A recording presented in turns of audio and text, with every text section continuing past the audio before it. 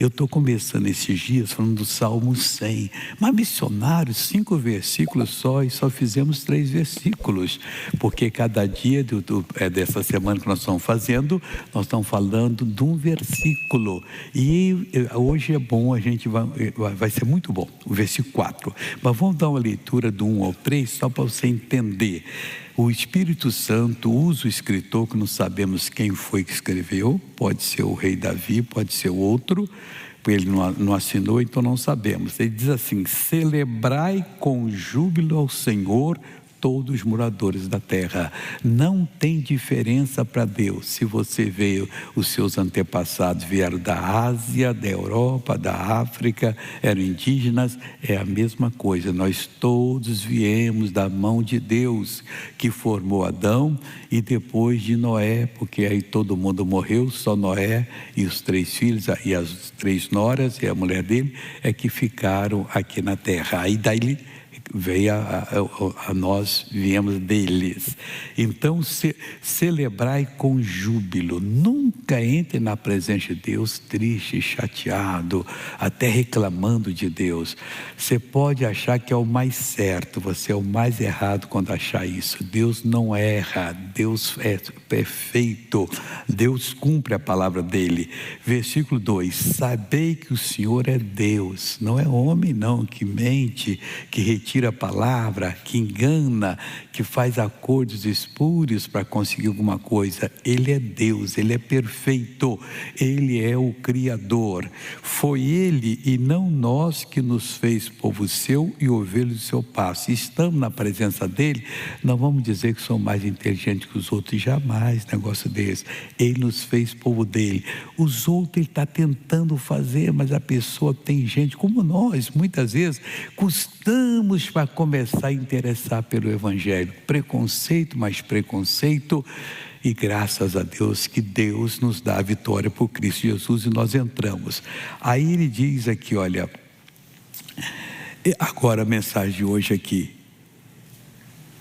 eu acho que eu pulei o versículo 2, servia ao Senhor com alegria e apresentava Ele com canto. Bom, tá claro. Entrai pelas portas dele com louvor e em seus atos com hinos. Aí dá um ponto e vírgula, dá uma paradinha. O que é entrar pelas portas dele? Eu, quando era novo, já que eu sou de Jesus desde os 6 anos, eu fiquei meio chateado quando eu vi essa palavra aqui. Falei, será que há erro na Bíblia? Porque Jesus disse, eu sou a porta. E aqui fala que tem portas. Contradição. Não. Porta só tem uma. Se você não entrar por Jesus, você não vai entender nada da Bíblia. Mas toda vez que Ele abre uma revelação para você, é uma portinha que Ele está abrindo na porta. Quando você vai a Ele, você fala, Jesus, eu vim a Ti porque eu te amo. Não, eu venho a Ti porque a Tua palavra diz assim, eu creio e eu quero receber a minha cura, a minha libertação, a minha prosperidade, a minha paz. E vai falando com Ele daquilo que você entendeu, porque Ele abriu a porta. Mas não sendo ensinado nisso, nós deixamos a portinha, deixamos a porta e ficamos quase ofendendo a Deus. Como se Ele fosse um político que promete e não cumpre nada. Não, ele não é assim. Ele é o Senhor, Ele é Deus. Saber que Ele é Deus, Ele é perfeito, nele não há erro. O erro que está em nós é que temos que nos acertar para poder ser abençoado. E quando nos acertamos, aí vem a bênção, aí vem a cura, a libertação. Entrai pelas portas dele com louvor. Por que louvor? Eu já tenho explicado. A gente vive num mundo material, num mundo erotizado, num mundo de verdadeiros canalhas usados pelo diabo, que isso faz a gente cair com cara no chão. Mas como essa pessoa fez isso? Mas poxa vida, como é que pôde? Então a gente fica meio assim, bastante distante de Deus. Quando, mesmo sendo dele, quando vamos entrar na presença dele, vamos entrar com louvor. Aí ele criou esse processo. O nosso espírito se abre e capta tudo que Ele está dando para nós. A gente não louva a Deus. Mas por quê? Eu não vejo motivo. Só você olhar para você e ver que você, dentro desse invólucro de pele aqui, cheio de ossos, nervos e tudo, é um ser perfeito. Você lembra de casos da infância como se tivesse acontecido antes. Você tem planos, tudo isso que Deus faz. Você, quando faz uma maldade, dói aqui dentro assim. Aí o que nós temos que fazer? Chegar aqui na igreja, por exemplo. O culto começa a que hora? 7. Chega às 6:30. Senta, fica meditando. Não chega às 7:05. Para quando o nosso ministro de louvor começar a louvar a Deus, você entrar no louvor. Você abrir o seu coração já preparando. Aí você chega atrasado, houve uma coisa, está chateado, nem teve tempo de meditar, não recebe a bênção. Deus não existe, não quer saber disso. Não faça isso não, porque Deus existe. Deus faz a obra. Mas quando a gente não está entrando pelas portas dele, com louvor, tem que entrar com louvor. Tem que estar ali sabendo, eu vou entrar, eu vou orar, mas desse jeito mesmo. E vou determinar e vou crer. Depois, Deus já fez a coisa. Aí você é abençoado. Essa semana eu estou mostrando aqui um caso lá no Rio de Janeiro. Foi quarta-feira que começou.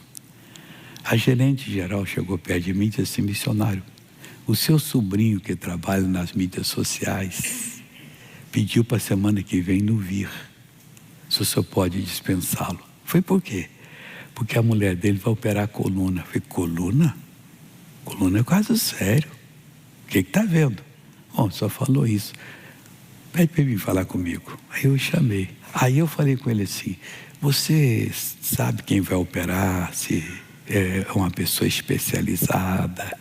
Que às vezes até para economizar a gente pega uma pessoa que não está bem ainda. Coluna, sua mulher pode ficar na cama para sempre. Quantos ficaram? Ele olhou assim: mas você é de Deus, por que você não pediu oração? Aí contei o caso daquela que ia ter o neném com síndrome de Down, que o médico ao 8º mês queria tirar a criança.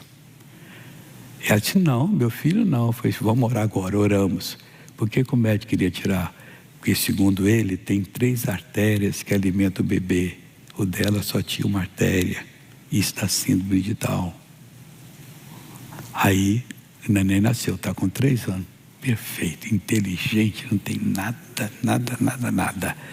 A oração muda a coisa, eu falei com ele assim. Aí citei outro caso, falei do nosso avô, que foi um homem que foi quase o responsável pelo evangelho, entrar naquela parte do Espírito Santo. Lá era só idolatria.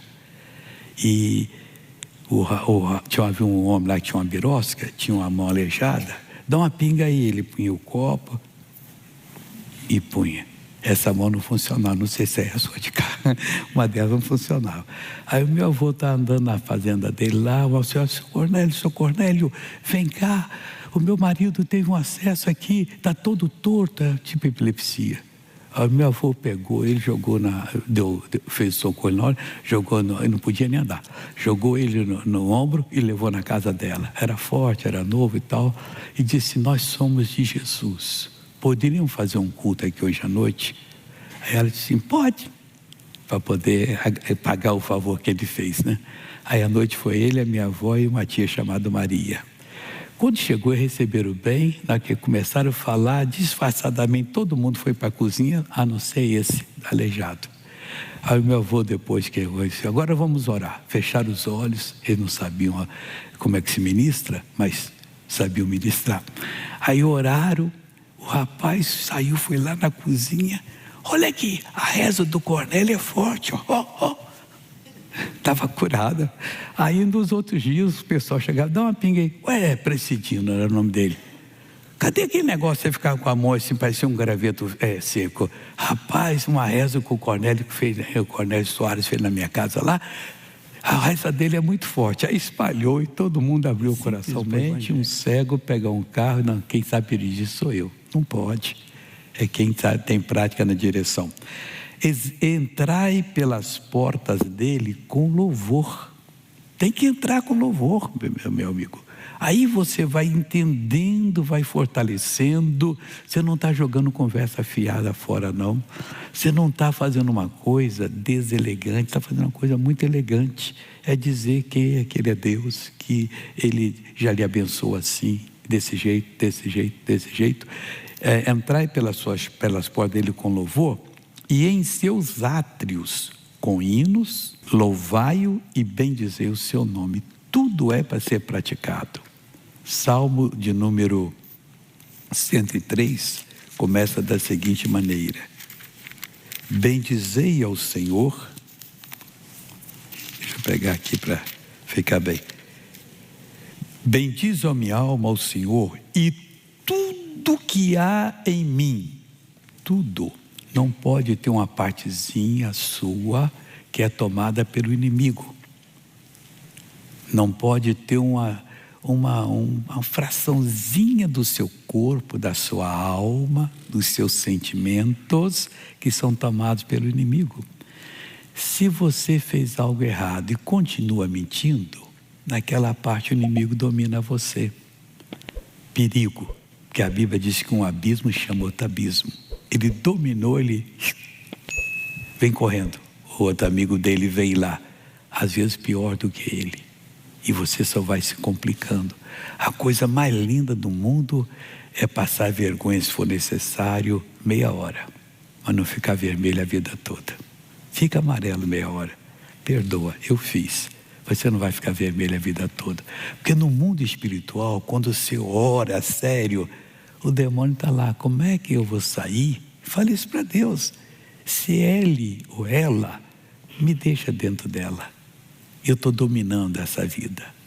Então tudo que é em nós tem que bendizer o seu santo nome. Santo é sagrado, é separado. Bendize, ó minha alma, ao Senhor, e não se esqueça de nenhum de seus benefícios. E quanta gente já esqueceu? Eu pedi realmente e Deus me ajudou e eu não agradeci. Agradeça. Comece um relacionamento santo com Deus, produtivo, você vai ver como é que sua vida vai mudar. Chegou o momento que você precisa, você ora e fala com Ele, e você não esquece nenhum dos seus benefícios. É Ele que perdoa todas as tuas iniquidades, todas. Não fica uma que Ele não perdoa. Não perdoa porque você não quer obedecê-lo na confissão, na estrada da volta para a normalidade, porque você pegou a estrada da perdição. Tem que passar para a estrada da volta à normalidade. Aí diz assim: Ele perdoa toda a sua iniquidade e sara todas as tuas enfermidades. Meu irmão, Ele sara todas. Não, mas eu estou orando, você não está conseguindo porque tem bloqueio. Jesus mandou: tirai a pedra. Alguém podia dizer: mas se Ele pode tirar o morto de lá, por que não pôde ter feito assim, soprado, e a pedra se desfaria todinha como se fosse um monte de areia? Ele sabe o porquê. Um dia vai explicar para a gente. Um dia Ele vai fazer com o anticristo, o homem do pecado que vai dominar o mundo, vai ser o ditador. Ele vai chegar à frente e só vai dizer assim: ó, acabou a coisa ali. Ele está dizendo: entre pelas portas dele com ação de graça. Entre louvando, agradecendo. Toma essa decisão. Ao invés de você falar uma coisa errada, fale um palavrão que for. Aprenda com um pedreiro que estava uma vez lá na minha casa pregando um sarrafo. Ele meteu o martelo no dedo e ficou: aleluia, aleluia, aleluia. Eu falei: ô Francisco, você leva uma martelada dessa e está dando aleluia? O diabo quer que eu fale um palavrão, mas ele está amarrado, é aleluia mesmo. Quer dizer, me deu até uma lição, a atitude dele, um simples pedreiro, mas me deu uma lição muito boa aquele dia. Entre pelas portas dele com ação de graça. E que mais que fala aqui o Salmo 100, o versículo é o 4, nós estamos vendo. E em seus átrios com hinos. Você sabe que as portas, elas estão nos átrios. Você chega na casa, Tem espécie de uma... Na casa de Deus é assim. Tem casa que hoje em dia não tem. Tem casa hoje em dia que você ainda chega que tem que andar assim. Não sei como é que eles permitem que faz umas casas dessas, né? Família grande ali, coitadinho, toda hora batendo com o pé na cama e tudo. Eu vou ficar na minha parte, que deixa a outra parte para quem vai responder diante de Deus. Entrai pelas portas dele com louvor e em seus atos. Então você entra nos atos de Deus e tem as portinhas. Você está na presença de Deus, aí tem as portinhas. Então nos atos dele você entra com hinos. Louvai-o e bendizei o seu nome. Quando você está falido não é um louvor. Quando você está com ódio não é um louvor. Quando você está num pecado rasgado, feio, escondido, não é um louvor a Deus. Você não sente a presença dele. Não tem coisa melhor do que a liberdade. E Jesus diz: conhecereis a verdade, que é a palavra, e ela, a verdade, liberta você. Louvai-o e bendizei o seu nome. Deus, estou entrando nessa batalha para resolver essa situação. Ele vai dar vitória para você. Nunca deixou de dar. E certamente dará em nome de Jesus. É tudo que temos que fazer. Agora nós vamos pular lá para o Deuteronômio, capítulo 33, que é outro estudo que eu estou fazendo. Cada dia fazendo um versículo. No último, eu fiz o versículo 3. Na verdade, bom, o 1 e o 2, depois você pode ler direitinho. Moisés está falando de Deus. No 3 ele está falando para Deus. Foi o último ensinamento que Moisés deu aos israelitas. Logo em seguida o Senhor levou ele lá no monte Pisga, que é no país de Moabe, lá na Jordânia. Ele viu todo Israel, ele não podia entrar, por um único fato, que ele feriu a rocha 2 vezes. Deus mandou ele ferir uma vez só. A rocha era Jesus, que só seria ferido uma vez. E Moisés ultrapassou. Isso é tão sério que Deus disse: você não vai entrar na terra prometida. Vamos prestar atenção no que Deus fala com a gente, para ele não fazer o errado. Aí no 3 ele fala para Deus: na verdade, amas os povos. Não tem um povo que Deus não ame. Aquilo que eu já disse, não importa a sua ascendência. É asiática, africana, europeia, indígena, tudo é a mesma coisa. Ele ama você.